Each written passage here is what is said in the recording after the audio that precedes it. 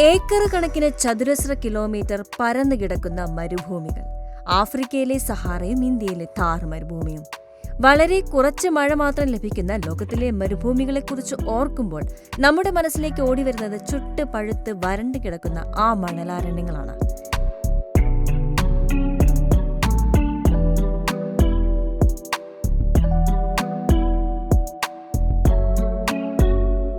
എന്നാൽ ഇന്ന് നമ്മുടെ കൺമുമ്പിൽ ആ വരൾച്ചയായിരിക്കില്ല, മറിച്ച് പച്ചപ്പും ഹരിതാപവുമുള്ള വെള്ളത്താൽ ചുറ്റപ്പെട്ടു കിടക്കുന്ന പ്രദേശങ്ങളായിരിക്കും വരാൻ പോകുന്നത് എന്ന് പറഞ്ഞാൽ വിശ്വസിക്കുമോ? അതെ, സൗദി അറേബ്യയിലെ സഹാറയുടെ ഭാഗങ്ങളിലും ഗ്രേറ്റ് ഇന്ത്യൻ ഡെസേർട്ട് എന്നറിയപ്പെടുന്ന ഥാറിലും അത്തരത്തിൽ അസാധാരണമായ കാലാവസ്ഥാ വ്യതിയാനങ്ങൾ സംഭവിച്ചുകൊണ്ടിരിക്കുകയാണെന്നാണ് റിപ്പോർട്ടുകൾ. ദിവസങ്ങൾക്ക് മുമ്പാണ് സൗദിയുടെ മരുഭൂമിയിലെ ചില പ്രദേശങ്ങളിൽ അപ്രതീക്ഷിതമായ മഞ്ഞുവീഴ്ച അനുഭവപ്പെട്ടത്.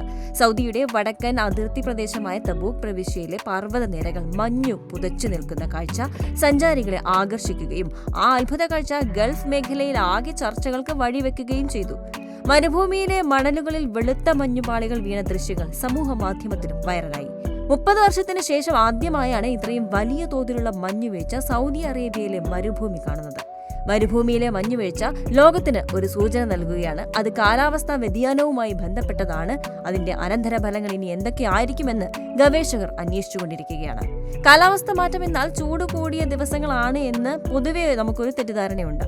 എന്നാൽ ശാസ്ത്രജ്ഞരുടെ അഭിപ്രായത്തിൽ നേരെ വിപരീതമാണ് സത്യം. ഭൂമിയിൽ ചൂട് കൂടുമ്പോൾ അന്തരീക്ഷം കൂടുതൽ ഈർപ്പവും ഊർജ്ജവും നിലനിർത്തും. ഇത് വളരെ കാലമായി നിലനിൽക്കുന്ന കാലാവസ്ഥാ രീതികളെ മാറ്റിയെടുത്തു. അതുകൊണ്ടാണ് ഇന്ത്യ ഉൾപ്പെടെയുള്ള രാജ്യങ്ങളിൽ കടുത്ത ഉഷ്ണതരംഗങ്ങൾ, അതിശക്തമായ മഴ, അപ്രതീക്ഷിത സ്ഥലങ്ങളിൽ പെട്ടെന്നുള്ള തണുപ്പ് എന്നിവ അനുഭവപ്പെടുന്നത്. സൗദിയിൽ മഞ്ഞു വീഴുന്ന സമയത്ത് ഇന്ത്യയിലെ ഥാർ മരുഭൂമിക്ക് മാറ്റങ്ങൾ സംഭവിക്കുന്നത് ഗവേഷകർ ശ്രദ്ധിച്ചു. ദ വീക്ക് എന്ന ന്യൂസ് പോർട്ടൽ റിപ്പോർട്ട് ചെയ്തത് പ്രകാരം സെൽ റിപ്പോർട്ട് സസ്റ്റൈനബിലിറ്റി എന്ന ജേണലിൽ പ്രസിദ്ധീകരിച്ച പഠനത്തിൽ ഥാർ മരുഭൂമിയിൽ പച്ചപ്പ് കൂടുകയാണെന്നും അതിന്റെ കാരണത്തെക്കുറിച്ചും ഇന്ത്യയെ മൊത്തത്തിൽ ആ മാറ്റങ്ങൾ എത്രത്തോളം ബാധിക്കുമെന്ന കാര്യവും എടുത്തു പറഞ്ഞിട്ടുണ്ട്.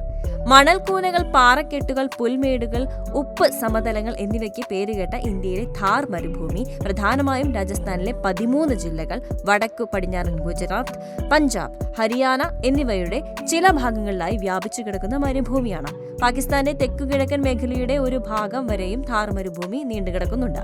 കഴിഞ്ഞ 2 പതിറ്റാണ്ടുകളായി ഇന്ത്യയിലെ ഥാർ മരുഭൂമിയിൽ 38% പ്രദേശത്തും പച്ചപ്പിന്റെ വർധനവ് ഉണ്ടായതായാണ് പഠനം രേഖപ്പെടുത്തുന്നത്. അപൂർവമായി സംഭവിക്കുന്ന പ്രതിഭാസങ്ങൾ എന്ന് തന്നെയാണ് ഗവേഷകരും പറയുന്നത്. വളരെ കുറഞ്ഞ മഴ ലഭിക്കുന്ന ഈ പ്രദേശത്ത് 2001നും 2023നും ഇടയിൽ മഴയിൽ 64% വർധനവ് ഉണ്ടായി എന്നതാണ് ഏറ്റവും ശ്രദ്ധേയമായ കാര്യം. കാലാവസ്ഥാ വ്യതിയാനം മൂലമുണ്ടാകുന്ന മഴയ്ക്കൊപ്പം ഭൂഗർഭ ജല പമ്പിങ്ങിന്റെയും കനാലുകളിലൂടെയുള്ള ജലസേചന സൗകര്യങ്ങളുടെയും രൂപത്തിലുള്ള മനുഷ്യ ഇടപെടലുകളും ഥാറിന്റെ പച്ചപ്പിന് കാരണമായി. പ്രതിവർഷമുള്ള 45% മഴയും 55% ഭൂഗർഭ ജലവുമാണ് പച്ചപ്പിന് കാരണമെന്നും ഗവേഷകർ ചൂണ്ടിക്കാണിക്കുന്നു. മരുഭൂമിയിലെ ആവാസ വ്യവസ്ഥ നോക്കുമ്പോൾ കൂടുതൽ മഴ ലഭിക്കുന്നത് ഗുണകരമാണെന്ന് പൊതുവെ കണക്കാക്കപ്പെടുന്നുണ്ടെങ്കിലും അത് എല്ലായ്പ്പോഴും സംഭവിക്കുന്നതല്ലാത്തതുകൊണ്ട് ഗവേഷകർ ആശങ്കയിൽ തന്നെയാണ്. പലപ്പോഴും തരിശും ഉൽപാദനക്ഷമമല്ലാത്തതുമായി കാണപ്പെട്ടിരുന്ന മരുഭൂമിയുടെ ചില പ്രദേശം 1980നും 2015നും ഇടയിൽ 74% കൃഷിക്കായി അനുയോജ്യമായി എന്നാണ് പറയപ്പെടുന്നത്. ഗണ്യമായ കാർഷിക വികാസവും കാണപ്പെട്ടു. ഇവിടെ മറ്റൊരു ആശങ്കയും ഉയർന്നു വരുന്നുണ്ട്. ഈ ഹരിതാപം ഭൂമിയുടെ യഥാർത്ഥ രൂപം പുനഃസ്ഥാപിക്കുന്നതിന്റെ സൂചനയാണോ? ഈ മാറ്റം അർത്ഥമാക്കുന്നത് എന്താണ്?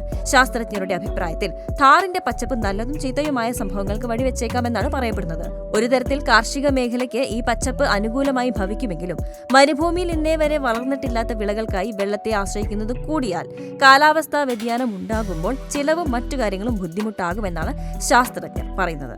ഇന്ത്യയെ സംബന്ധിച്ചിടത്തോളം സൗദിയിലെ മഞ്ഞുവീഴ്ചയും ഥാറിലെ പച്ചപ്പും മാറുന്ന ആവാസ വ്യവസ്ഥയെക്കുറിച്ചുള്ള സൂചനകളാണ് നൽകുന്നത്.